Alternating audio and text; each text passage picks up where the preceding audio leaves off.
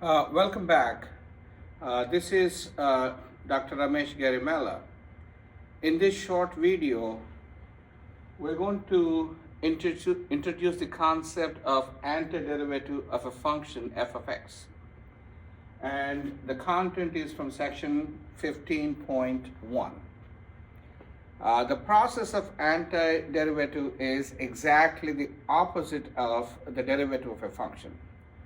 So far, in the previous chapters and sections, we learned how to find the derivative of a function little f of x. Now we're going to reverse the process. Given f of x, we want to find a function whose derivative is this little f of x. Such a function is known as an antiderivative of the function little f of x. So let me give you the definition. So a function capital F of x is said to be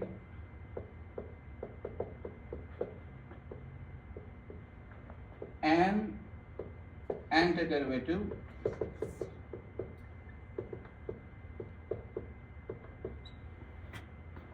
of little f of x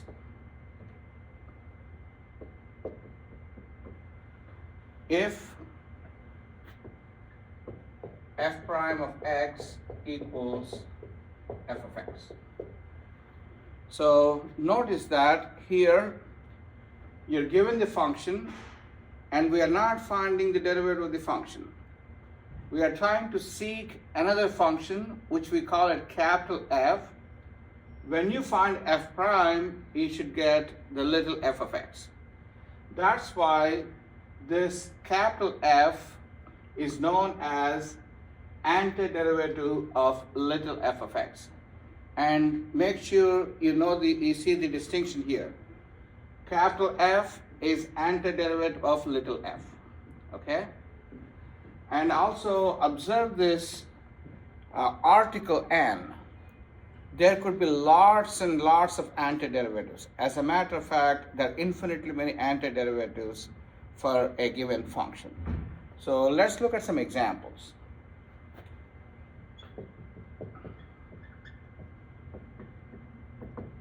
So example 1 is a simple one. Let's say f of x equals 10. So for us, we need to find a capital F of x. And what's the relation between capital F of x and little f of x? You need to find a function whose derivative is 10. So can you guess what it is? Obviously, the capital F of x is 10 times x. Why is that? If you differentiate 10 times x, you're going to get 10. So one answer is f of x is 10x. Like I said, there could be lots of antiderivatives. For example, I could take f of x to be 10x plus 5. Does that work? Take 10x plus 5 and compute f prime. When I compute f prime, I get 10 because the derivative of constant is 0. Therefore, there are lots of antiderivatives. So in general, what's the antiderivative? The most general antiderivative here, f of x is 10x plus a constant. So we put a constant because when you try to differentiate constant, you get 0. When you try to differentiate 10x, you get 10. So this is the most general antiderivative for f of x. Let's pick another problem. Let's say my function f of x is say x squared, x to the power of 2. My job is to find capital F of x whose derivative is x squared. So here, find capital F of x. At this point, it's trial and error. We're trying to guess it. But later on, you will have a concrete formula which tells you exactly how to compute that capital F of x. So here I'm looking for a function whose derivative is x squared. I'm looking for a function whose derivative is x squared. So obviously, if you want to get x squared as the derivative, the function should involve some x cubed, because when you take x cubed and find the derivative, you get 3x squared. So the first guess would be x cubed. But when you really compute the derivative of x cubed, you get 3x squared. X cubed derivative is 3x squared. So you get that extra 3, but we don't have that extra 3. So we need to massage that. So one way to do that is move this 3 to the left side. So x cubed prime divided by 3 is x squared. When you try to find the derivative of a function multiplied by a constant, you could move the constant in and out. That's called constant multiple rule.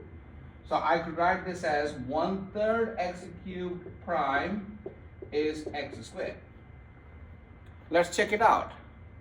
1/3 x cubed prime is x squared. Let's check it out. I see something in the background. Maybe, yeah. Sorry about that. Yeah. So x cubed, 1/3 x cubed prime is, the derivative of x cubed is 3x squared. There's a 3 in the bottom. They get cancelled. So you get exactly x squared. Therefore, f prime, capital F of x in this case is x cubed over 3. Check it out again.